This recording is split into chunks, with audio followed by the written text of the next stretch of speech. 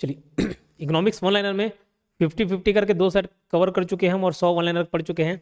ये 101 से लेके 150 तक रहेगा, यानी कि एक और 50 वन लाइनर का सेट मैं आपको देने जा रहा हूँ।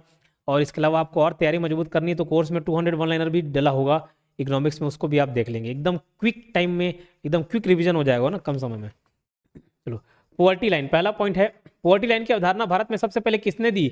दादा भाई नौरोजी ने दी। आपको मालूम होगा 1867 में इनको एक किताब थी poverty and un-British rule in India, उसमें उन्होंने ड्रेन थ्योरी भी दिया है, एक धन का बहिर्गमन सिद्धांत, ठीक। और इसमें ये बताया कि भैया कैसे भारत देश से पैसा बाहर जा रहा है और भारत देश गरीबी की ओर बढ़ रहा है। तो पॉवर्टी लाइन की अवधारणा भारत में सबसे पहले किसने दी थी? दादा भाई नौरोजी ने। प्लानिंग कमीशन गरीबी मापने में किस विधि का प्रयोग करता था? तो तेंदुलकर मेथड का 2009 का है ना। भारत में जनसंख्या नीति पहली बार कब आई थी? 2000 में आई थी। ये जनसंख्या नीति का टारगेट क्या था कि पॉपुलेशन को कंट्रोल करना या स्थिर बनाना, स्टेबल करना। बेरोजगारी का सबसे प्रमुख प्रकार भारत में क्या है? Disguised unemployment. या डिसगाइज्ड अनएम्प्लॉयमेंट को हिंदी में हम बोलते हैं प्रच्छन्न बेरोजगारी, या इसी को ही छिपी हुई बेरोजगारी बोलते हैं। और अगर एग्जाम में बेरोजगारी संबंधित कोई सवाल पूछा जाता है तो सबसे ज्यादा इसी को ही पूछा जाता है, डिसगाइज्ड अनएम्प्लॉयमेंट या छिपी हुई बेरोजगारी या प्रच्छन्न बेरोजगारी। क्या होती है इसको समझना बात को। मान के चलो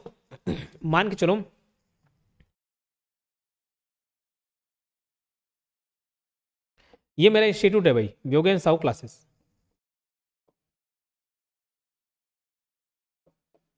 योगेन साहू क्लासेस यहाँ क्या बनाने की जरूरत होती है भैया? कंटेंट टाइप करने की जरूरत होती है। कंटेंट है और उसको कंटेंट को टाइप करने की जरूरत है। ये जो टाइपिंग का काम है ना, एक आदमी कर सकता है, एक ही आदमी कर सकता है। और उसके लिए ऑन एन एवरेज सैलरी किसको कितना रुपए देनी चाहिए? बोले भैया 24,000। कितने? 24,000 रुपए। कितने रुपए देने चाहिए? 24,000। एक ही आदमी का काम है, पूरा टाइपिंग कौन कर दिया? अगर भैया अच्छी उसकी स्पीड टाइप एकदम 5,000 8,000 जो की डिप्रेशन होता है ना पर आवर, उतनी स्पीड है उनकी, तो भैया एक आदमी काम है 10-12 घंटे बैठ के वो 24,000 रुपये कमा भी लेगा और हमारा काम कर भी देगा। लेकिन इस एक आदमी के जगह कितने आदमी काम कर रहे हैं? 3 आदमी, मतलब औरत है फिलहाल, 3 आदमी कर रहे हैं, 3 आदमी काम कर रहे हैं।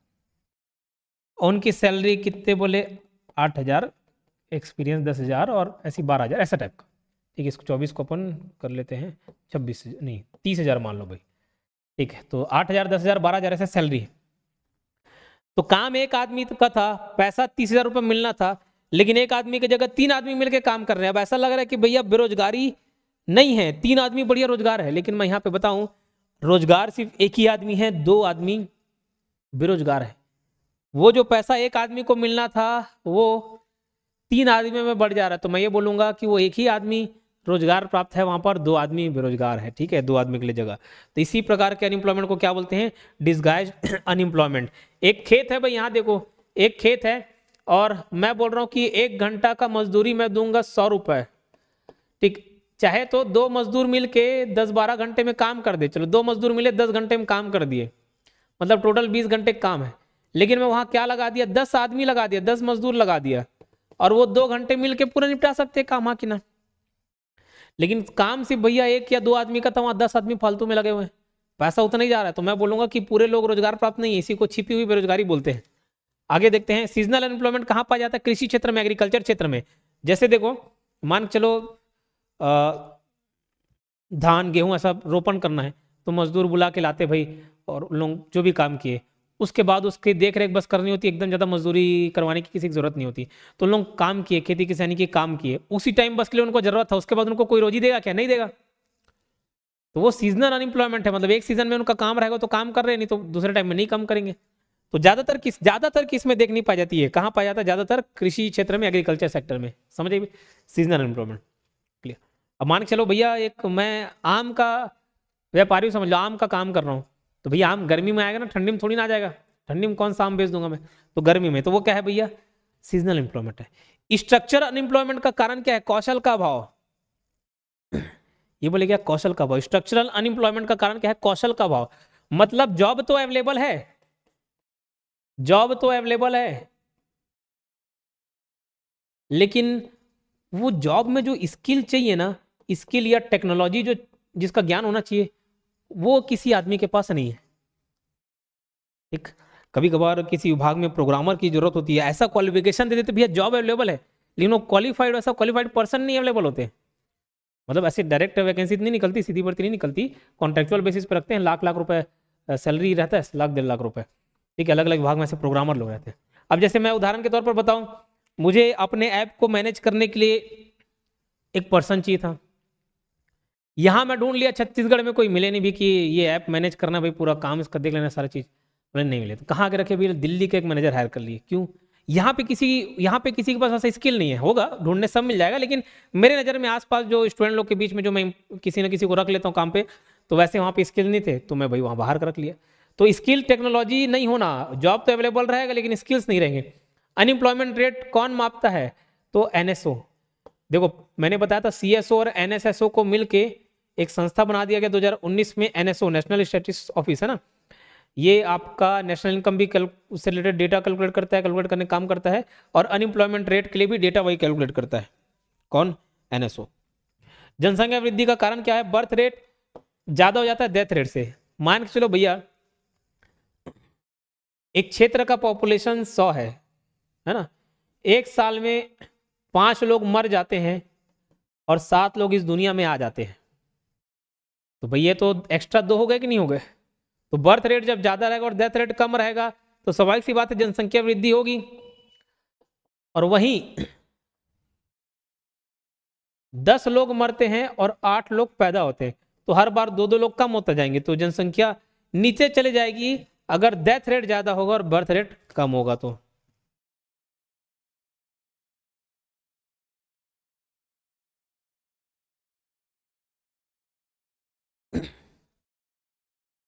डिपेंडेंसी रेशियो किससे संबंधित है?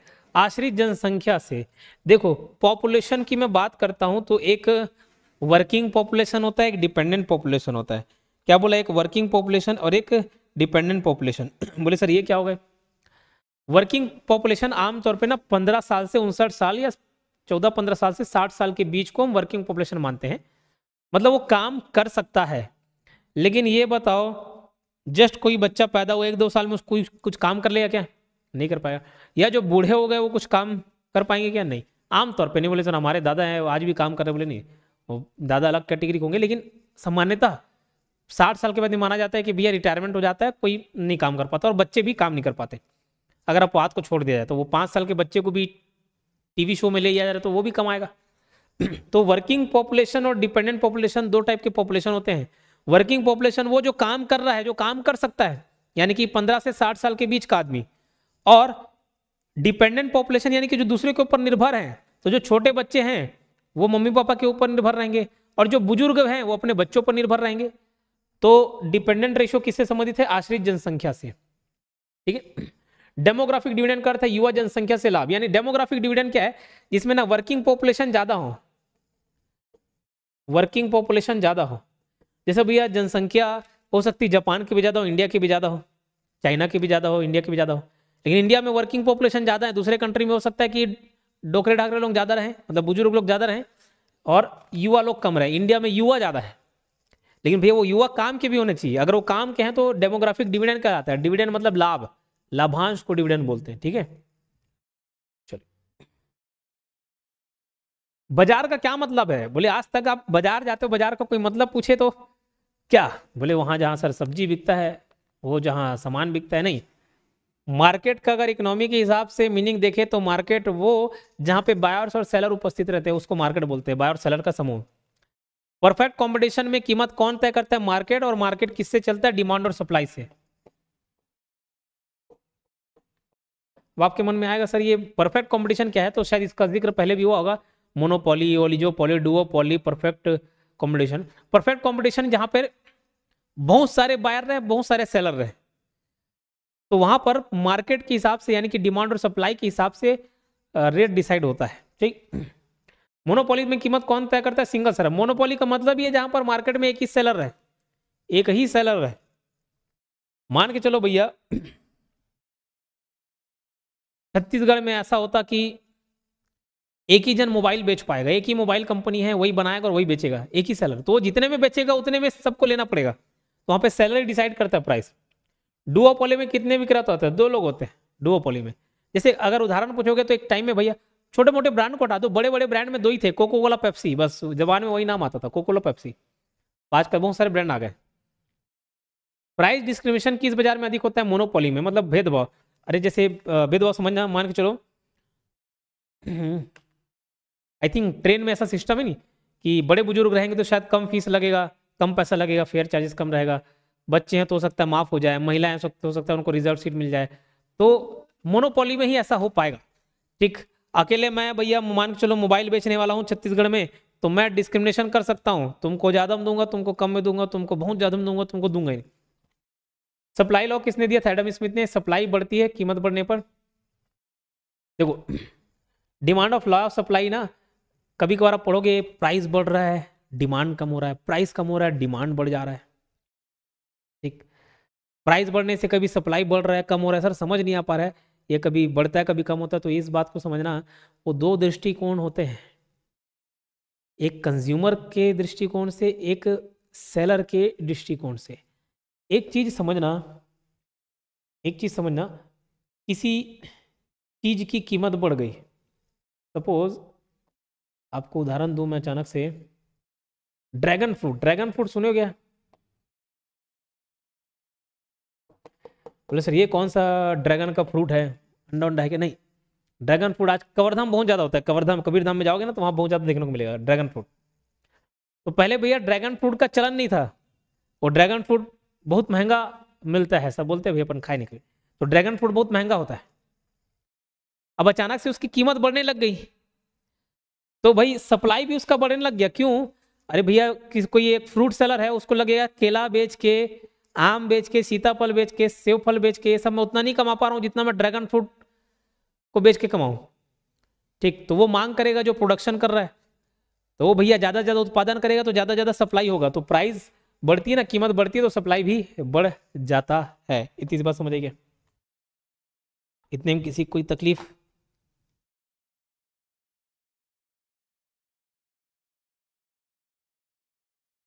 हेल्दी है बट टेस्ट खास नहीं, बस इसलिए मैं भी नहीं खाता। चलो, प्राइस सीलिंग का क्या अर्थ है? सरकार द्वारा अधिकतम मूल्य निर्धारण, बोले इससे ज्यादा नहीं। और प्राइस फ्लोर क्या है? न्यूनतम मूल्य।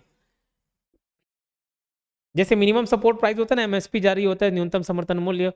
आप देखेंगे कि भैया धान के लिए ग्रेड ए, सामान्य ग्रेड, या गेहूं हो गया, मक्का हो गया, किसी प्रकार के अनाज, दलहन दिलहन, इस सब के लिए एक एमएसपी जारी होता है कि इससे नीचे कोई नहीं खरीदेगा, भैया इतने रुपए में तो खरीदेंगे। तो इसको लाया जाता है किस लिए? ताकि किसानों की सुरक्षा की जा सके। ज्यादातर वही अनाज, तिलहन फलन ये सब में ही रहता है। ठीक है, तो किसानों की सुरक्षा के लिए एमएसपी जारी किया जाता है। और प्राइस सीलिंग का क्या अर्थ होता है? सरकार द्वारा अधिकतम मूल्य निर्धारण, मतलब एक मैक्सिमम प्राइस डिसाइड कर दिए, भैया इससे ज्यादा में कुछ नहीं बिकेगा, इससे कम नहीं होगा। ठीक है, तो सरकार द्वारा अधिकतम मूल्य निर्धारण क्या था? ये जो गरीब जनसंख्या है वो भी अफोर्ड कर सके, इसलिए प्राइस सीलिंग का अर्थ, प्राइस सीलिंग डिसाइड किया जाता है। प्राइस सीलिंग मतलब समझ गए नहीं, ऊपर छपरा चानी समझ लो, छत। तो डिसाइड कर दिया भैया उससे ऊपर नहीं होगा प्राइस। क्लियर? मान के चलो जियो हो गया, एयरटेल हो गए, एक टाइम में जियो भैया फ्री में दे दिए थे। जियो जो है, आपको मालूम होगा आज से 8-10 साल पहले की बात होगी, जियो जब इंट्रोड्यूस हुआ तो फ्री में, तो ताज्जुब करते थे लोग, फ्री में कैसे हो सकता है? क्योंकि जिस टाइम हम मोबाइल खरीदे भाई, बीएसएनएल का सिम था, 59 सेकंड तक पैसा लगता था 1.99 रुपीज, मतलब 2 रुपए लगते थे। उस जमाने से चालू हुआ।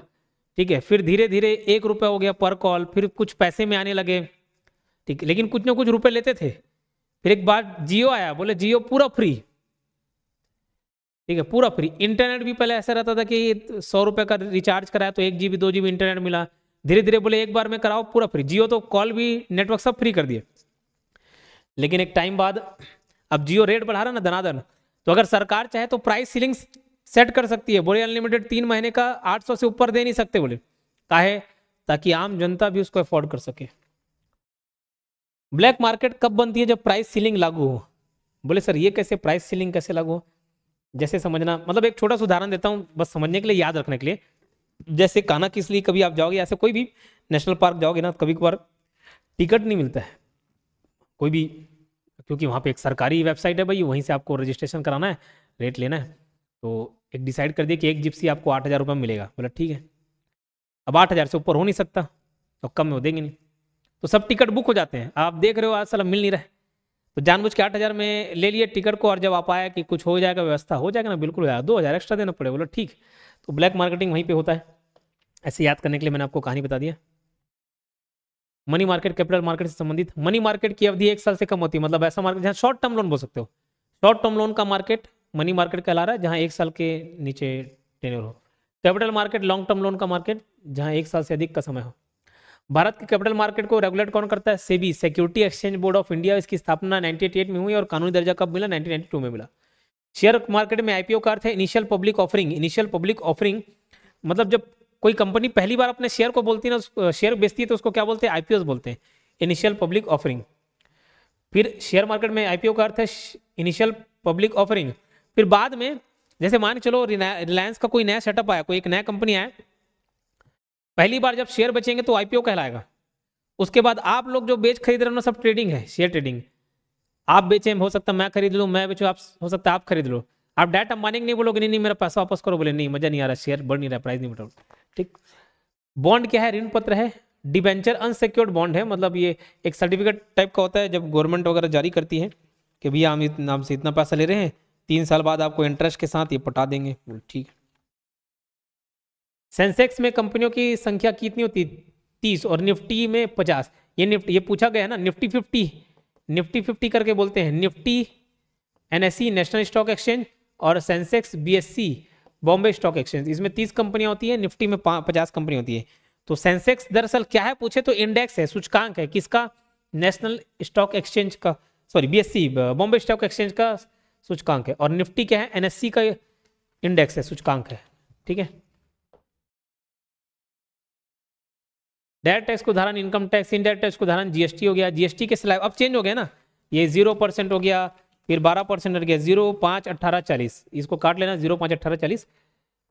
हालांकि जीएसटी से ना, जब जीएसटी लागू हुआ था 2017 में, तो उस समय बहुत पढ़ते थे जीएसटी को कि क्या पता कहाँ यहाँ से क्या क्या सवाल पूछे, तो क्या है जीएसटी, कौन से देश से आया, इतना सारे फैक्ट्स पढ़ डाले, साला कभी पूछा ही नहीं वहां से। ठीक। और ना आज तक एग्जाम में देखा ज्यादा पूछते हुए, नहीं पूछता उससे।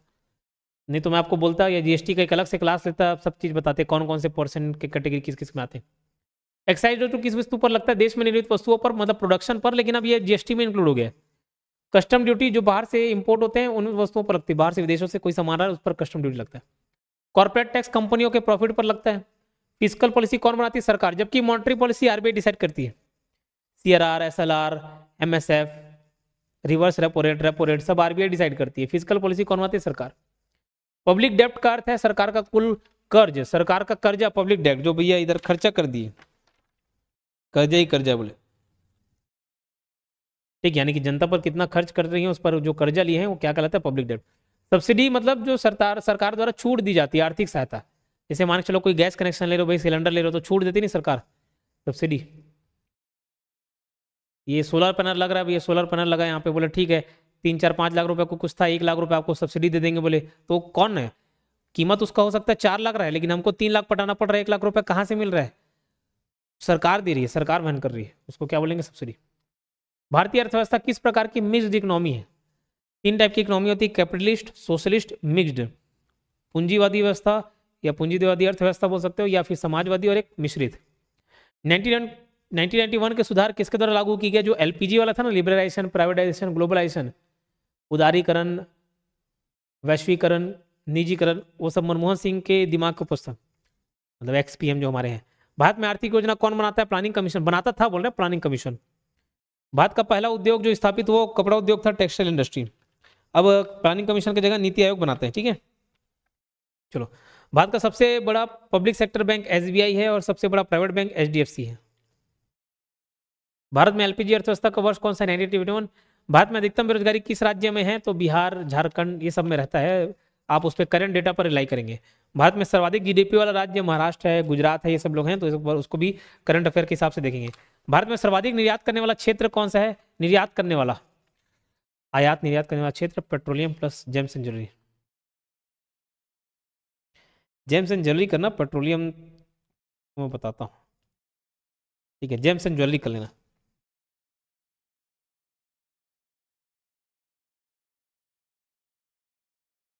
हाँ लेकिन इस एग्ज़ाम में मॉक इंटरव्यू नहीं ना, ये सिर्फ थियोरेटिकल थियोरेटिकल पार्ट रहता है, डिस्क्रिप्टिव पेपर।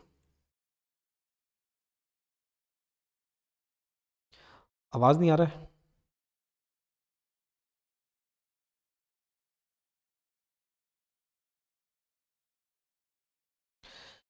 चलो ठीक है, थोड़ी देर में तमें सर की क्लास होगी, रिकॉर्डिंग ऑफ कर दो, लाइव भी ऑफ कर दो।